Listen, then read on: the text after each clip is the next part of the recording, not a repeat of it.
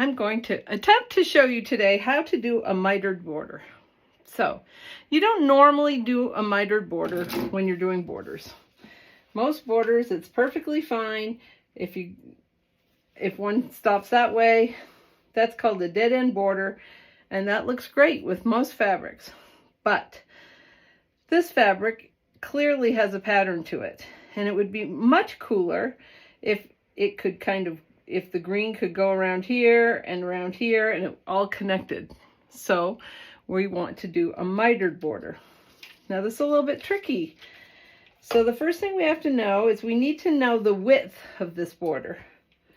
And so it is almost 5 inches. So we're just going to go with 5. So it's not enough to have just 5 inches hanging off the edge.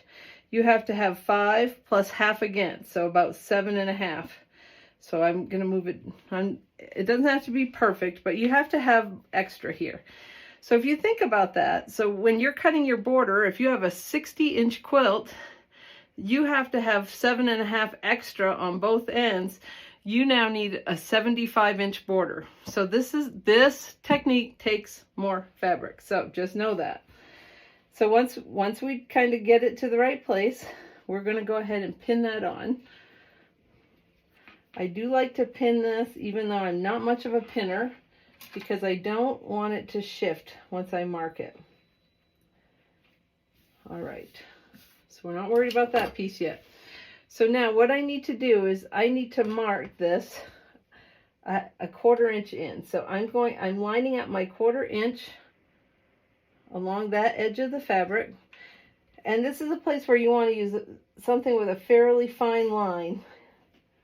Okay, that looks a little off to me. Let's just double check. Okay, 1/4 inch on this side. So I got a little crooked when I was underneath there. Okay, so it's this line right here. So what I want to do is I want to sew. I want to start here, and I would sew. And on the other end, if this were an end, I would also mark a 1/4 inch, and I would stop there. I'm only going to do one side today. So let me sew that to start with. Okay, now you can see that I stopped sewing a 1/4 inch from the end. Okay, so here's this corner, and you can see that I haven't gone all the way. So now it's time to put the other piece on. So we're going to fold this and kind of get it out of the way. Now the yellow's on the outside, so I'm going to want the yellow on the outside of this. So now I can kind of see how wide the border is now, but I need to go a little extra, like 7.5. And then I'm going to line it up straight. Put in a couple of pins.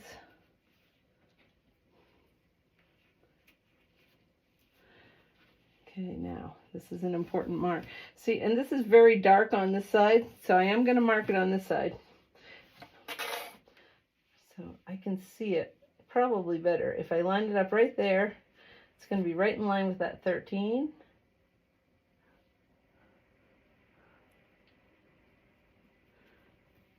Okay. So now I want to sew from there. And this is actually one place where sometimes I will take an extra little back stitch. So let me sew that.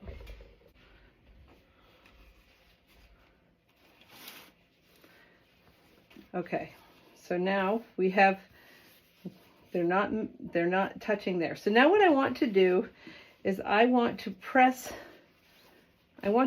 these, but I want to actually press them in towards the block, okay? Which will be a little tricky at this corner, but you can get it.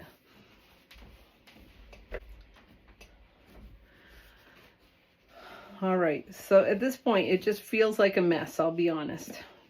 So this piece is coming out. But what you're going to do is you're going to fold this over. And you want to make sure that your sides are aligned.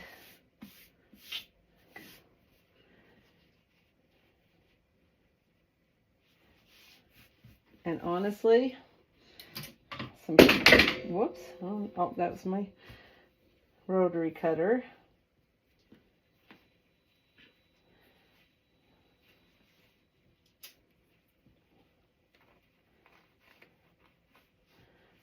Okay.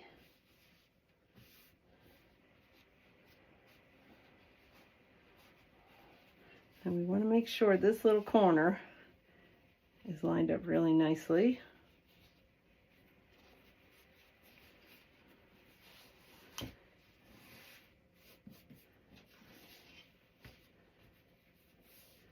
Okay, so I'm going to unpin that because it's more important that it's perfect right here.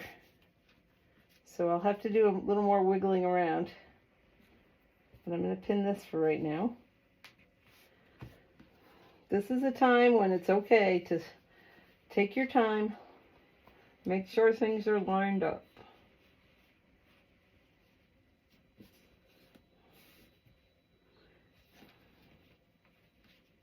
Whoops.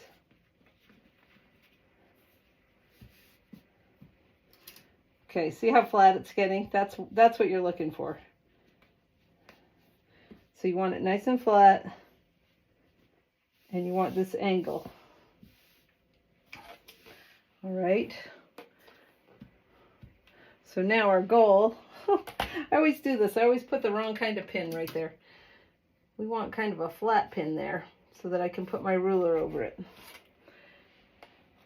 Okay. So now what I'm going to do is I'm going to line my ruler up with that edge. And then I'm going to, oh, I need a little bit more down here. So I'm lining it up as close as I can. Things keep wiggling on me. Okay, I'm putting some pressure down.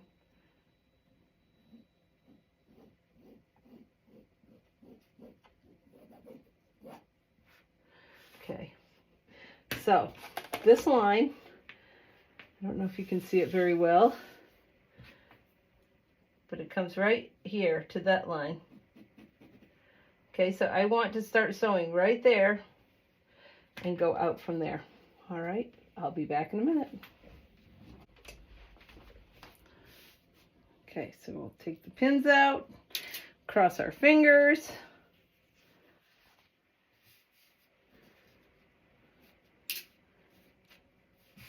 Okay, so we don't have, because I started right where the stitches end, I don't have any puckering or anything. Now I maybe should have sewn in just a squidge there, but now we can trim this off.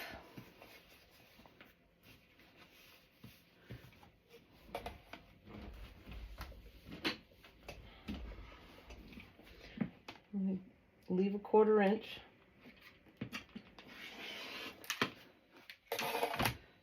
And we can press it. Let me press it quickly. So when I press this, I press it open, and then when I get here, this little corner has to go one way or another, so I just push it over to that side. And there you have a mitered corner. So it just looks like it continues, which is, it's really a lot more attractive than a dead end border when you're using this kind of fabric. Give it a try. It's a lot of fun. It's not as hard as it looks. The real trick is to make sure you leave yourself extra fabric. I can't tell you how many times I've been like, oh, whoops, I don't have enough. So make sure you leave, you have to have at least the width plus another half on each end. All right, have fun. I want to see pictures of your mitered borders.